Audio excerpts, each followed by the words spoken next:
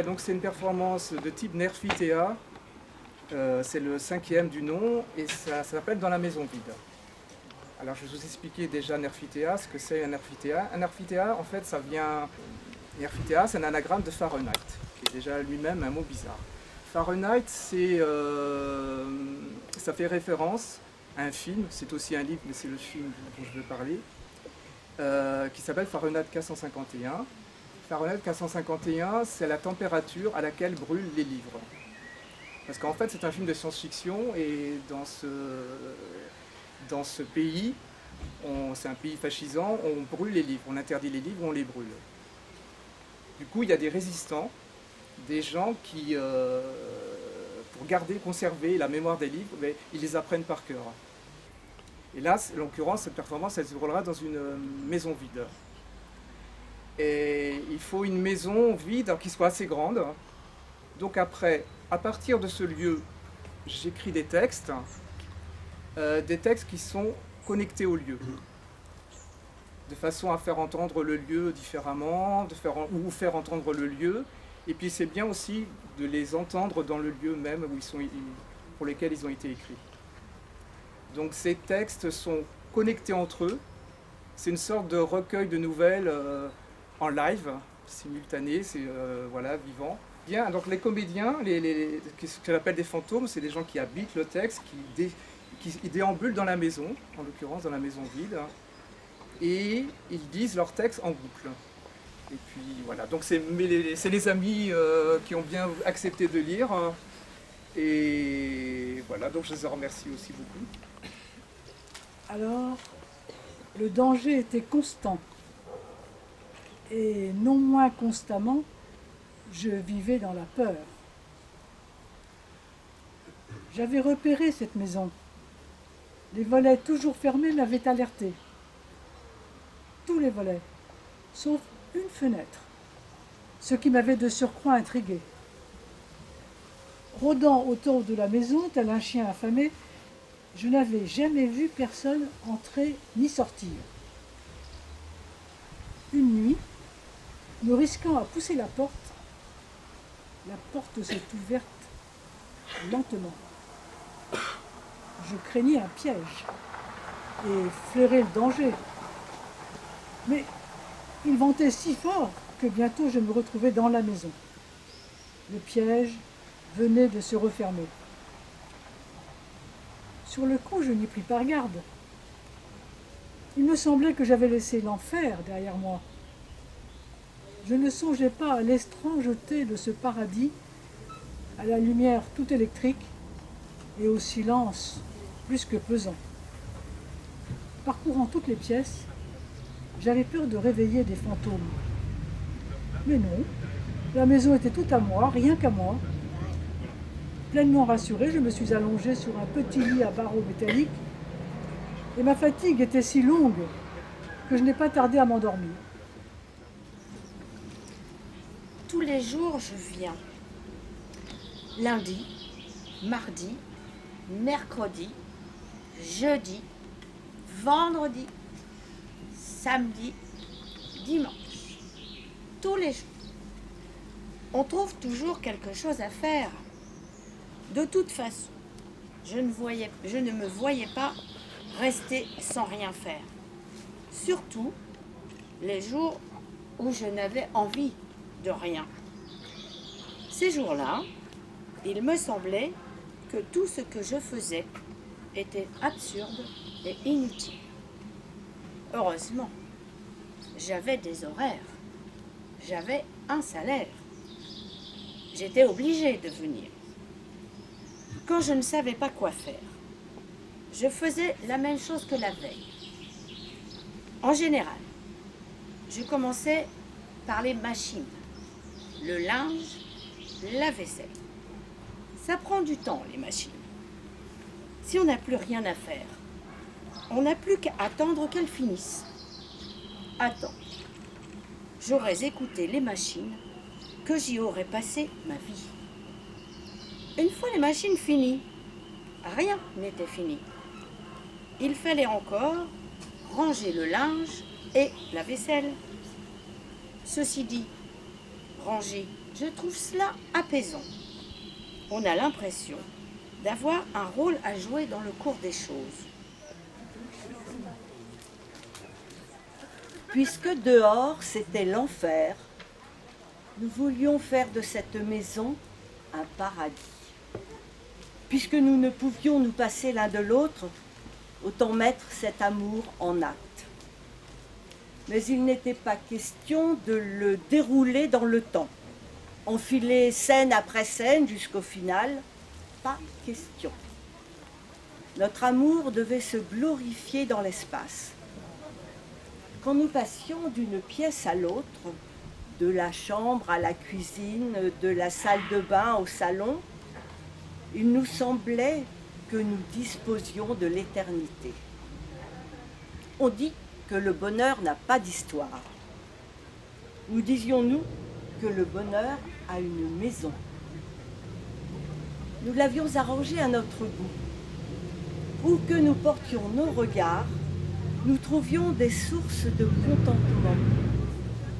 La mélancolie même redoublait notre plaisir. Tel tapis que nous avions ramené d'un voyage lointain. Telle lampe qui, soir après soir, luttait avec succès contre la lumière déclinante. Telle chaise rafistolée que nous espérions conserver jusqu'à la fin des temps. Tel verre rescapé d'une chute qui avait décimé ses congénères. Il faut se rendre à l'évidence. Je ne suis plus un enfant. Je fais ce que je veux, je fais ce que je peux. Pourquoi donc ai-je accepté de revenir ici? On est toujours prisonnier de quelque chose. La liberté n'est qu'une illusion, tout est illusion. La pendule qui a sonné tout à l'heure n'a peut-être résonné que dans ma tête. Suis-je le seul à entendre cette machine à laver? Pourquoi diable tambourine-t-elle ainsi? C'est sûr, on accumule du linge sale, la famille, c'est bidon. On croit que c'est clean, mais quand on gratte un peu, tout à coup, on trouve la crasse, une crasse bien épaisse qui colle et qui englue. Je ne suis libre de rien. Le prisonnier contre les murs s'écorche en vain les ongles. À quoi ça sert de remuer ce passé? On ne fait que réveiller les fantômes. Ils sont partout, dans toute la maison. S'ils ne parlent pas, c'est qu'ils n'ont rien à dire. Tout le monde est seul. La solitude nous rend muets comme des tombes. Même avec nous-mêmes, on ne communique pas. Nous avons beau être ici, nous sommes ailleurs, mais où, quand, nous ne le savons pas. Ça nous fout juste des angoisses. On a l'impression d'être à la merci de la première catastrophe venue. Nous sommes fragiles comme les enfants qui ne savent pas ce qu'ils vont devenir.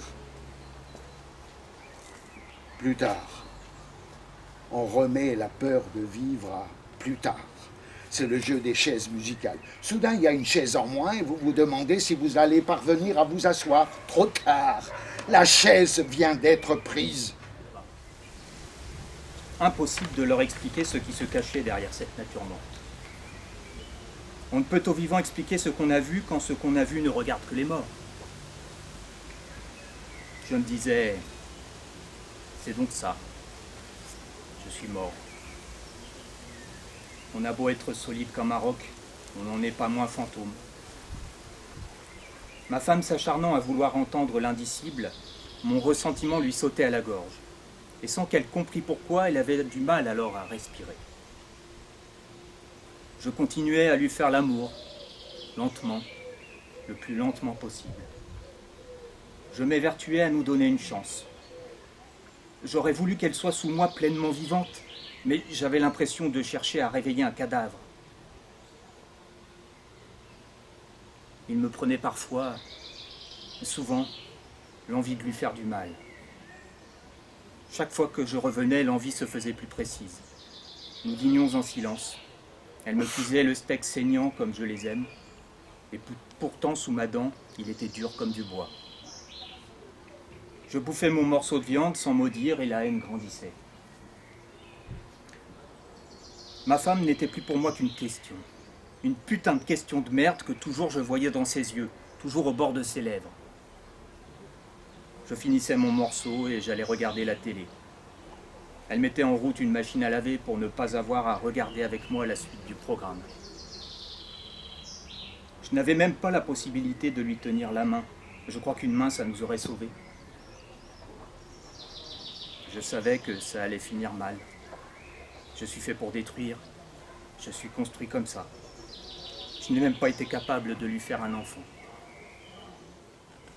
J'avais besoin de toucher les hommes qui passaient à ma portée. Au début, je me contentais de les effleurer, mais très vite, ce ne fut pas assez. L'obsession, vous savez, vous faites entrer un homme dans votre tête et sur lui, vous refermez la porte. De telle façon qu'il ne peut plus sortir. J'avais besoin de sentir sur mon corps leur corps peser de tout leur poids, afin d'entendre les battements de leur cœur. J'avais besoin de crier mon amour pour le faire sortir hors de moi-même. Je suis sûre qu'il y a des gens qui étouffent d'amour. C'est sûr, il doit y avoir des gens qui ne peuvent aimer qu'eux-mêmes. Moi, plus je faisais l'amour et plus je devenais une autre. Je ne me reconnaissais pas. J'osais caresser des corps qui ne s'y attendaient pas. Plus d'une fois, j'ai tremblé en faisant le premier pas. L'amour est un risque à courir. Le danger passé, tout se déroule comme en rêve. Je disais avoir envie, j'ajoutais que j'avais une maison pour ça. Je les prenais par la main et je les emmenais devant ma porte. Ma bouche cherchait leur bouche, je leur caressais les cheveux ou bien je leur souriais des yeux. Je créais de l'intime. Je les mettais à l'aise.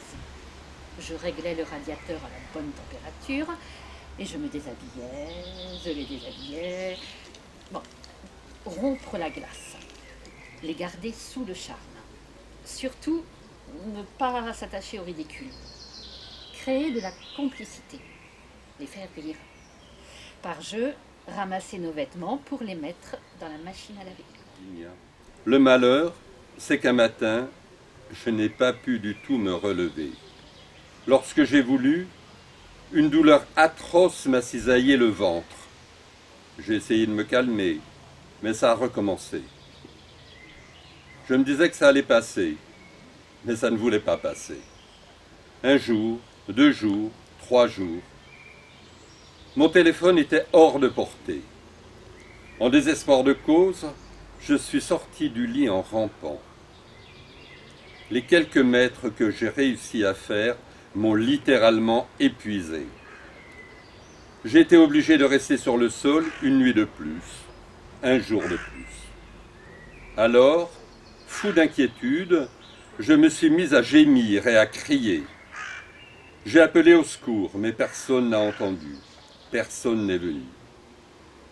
J'ai réussi tant bien que mal à rejoindre mon lit. Je me suis agrippé au barreau métallique et j'ai fini par remonter. Je pensais que j'étais une loque, si une loque est à même de penser qu'elle est une loque. J'étais incapable de bouger le petit doigt. Impossible de faire un signe qui de toute façon aurait été inutile puisque j'étais à des années-lumière d'une âme qui vive, puisqu'il n'y avait d'autre lueur que celle qui était en train de disparaître à l'horizon. Une pauvre lueur qui bientôt ne brillerait plus que par mon absence. Mes yeux n'étaient bons qu'à pleurer, et par voie de conséquence, je me mis à pleurer. Par le plus malheureux des hasards, ma tête était tournée vers la fenêtre où j'apercevais le bleu du ciel entre le noir des branches. Je me disais que je ne verrais pas le prochain printemps. Le désespoir était chez moi une base continue, sur laquelle une extrême lassitude laissait passer tantôt un soupir, tantôt une plainte. Inquiet, je l'étais parfois, souvent, lorsque je rentrais chez moi.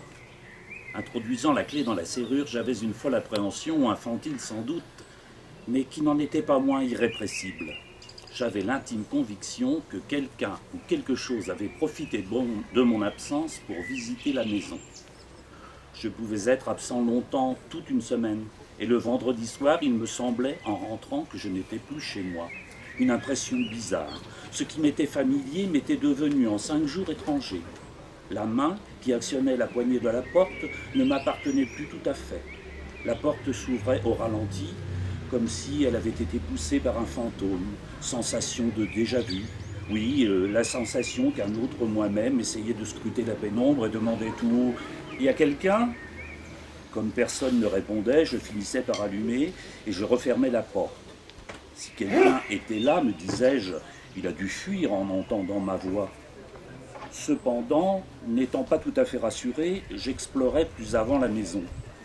Avant d'entrer dans une pièce, je poussais brusquement la porte. Ensuite, je regardais partout. Même derrière les radiateurs, on ne sait jamais, quelqu'un de petit, quelque chose. À mesure que j'avançais, il me semblait que des présences fuyaient de toutes parts. Ou alors l'impression de tracer une voie dans une matière à la fois épaisse et liquide qui derrière moi se refermait comme si de rien n'était. Je tentais de me rassurer. Il n'y a que toi, encore toi, toujours toi. Qu'as-tu à craindre de toi? Mais c'était plus fort que moi. Je m'agenouillais pour jeter un œil sous mon petit lit à barreaux métalliques. Je m'accroupissais pour jeter l'autre par le hublot de la machine à laver. J'étais aimanté par le désir de découvrir ce que j'avais très peur de découvrir, me retrouver face à face avec ce qui l'instant d'avant n'existait que dans ma tête. Le désespoir était chez moi une base continue sur laquelle une extrême lassitude laissait passer tantôt un soupir, tantôt une plainte. Puis la lassitude elle-même se résigna, et la tête lourde, ayant laissé mon regard dérivé vers le sol, je dus me résoudre à être l'ombre de moi-même. Je devinais qu'il n'allait arriver rien d'autre que l'attente, et je craignais que l'attente n'en finisse pas. Le destin ne me donnait pas le droit à une seconde chance. J'allais mourir, dès le premier coup. J'allais mourir sans raison, sans avoir rien fait dans ma vie qui puisse me la faire regretter. C'était absurde, totalement grotesque. J'allais mourir comme un con. Du moins, je savais où et comment là résidait toute ma richesse. L'or de ma certitude rayait l'incertitude des biens portants. Déjà, je délirais. Je croyais entendre des voix. Là, de l'autre côté des murs, on chuchotait. On se déplaçait d'une pièce à l'autre. On froufroutait. On se bousculait. En réprimant des rires, on se gardait toutefois d'entrer dans la chambre. On se contentait d'en frôler la porte. Une aile dont on avait à peine à brimer le frémissement. Qui était-il? C'était de l'autre côté un fourmillement continu de brutalité matinée de délicatesse. Une équipe de rugby au grand complet s'entraînait sur la pointe des pieds, ou alors on faisait visiter la maison à une horde aux sous-muets. Dans mes situations, il n'était pas incongru d'imaginer qu'on attendait que je meure pour occuper la place. Peut-être avait-il acquis la propriété. Peut-être ne faisait-il que me tolérer. Dans ce cas, on me toléra de moins en moins. Ils se mirent à parler de plus en plus fort. Enfin, on fait comme si je n'étais pas là, comme si je n'avais jamais été là, voire même comme si je n'avais jamais été. Je n'existe plus que dans ma tête. Je ne suis plus qu'une souffrance muette. Le temps se ralentit. Il se pourrait même qu'il se soit arrêté. Chaque fois que la pendule annonce l'heure, c'est pour 12 coups, bien sonnés. J'avais de quoi faire à la maison. J'étais toujours levée la première pour préparer le petit déjeuner. J'allais réveiller les enfants. Ma fille était assez grognon. Je comprenais ce qu'elle ressentait. On n'a pas tous les jours envie de se réveiller. On préférerait rester au chaud dans son rêve. Ma fille, la première chose qu'elle faisait, c'était d'aller se blottir contre le radiateur.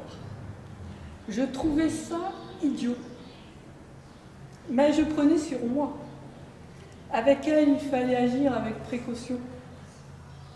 Elle était un peu somnambule, assez lunatique. Il faut admettre que je l'ai très peu grondé. Je ne nie pas l'avoir gâté. Mon pauvre père disait que tôt ou tard, on récolte ce qu'on a semé. Mon fils, lui, était très brillant. Il nous ramenait des notes, fallait voir, et des louanges et des félicitations. J'étais fière de lui. Il faut dire que j'ai toujours veillé à ce qu'il fasse ses devoirs. J'aurais pu être institutrice, je crois. Enfin, très vite j'ai été dépassée. Mon fils était si intelligent que mon mari et moi avions du mal à les comprendre. Parfois, souvent, je me disais que j'avais accouché d'un extraterrestre. Il m'arrivait en sa présence de me sentir gênée au point de détourner la tête. Je me sentais tellement humiliée qu'ensuite, je ne pouvais faire autrement que de le rabrouer. Après tout, j'étais sa mère, la reine du foyer, la maîtresse de maison. Certes, je leur servais de bonne main. Mais il faut avouer que personne d'autre n'aurait pu préparer le dîner mieux que moi. J'étais aux petits soins et je m'arrangeais pour leur donner ce qu'ils aimaient le plus au monde. Pas sûr pourtant que ça leur ait fait plaisir.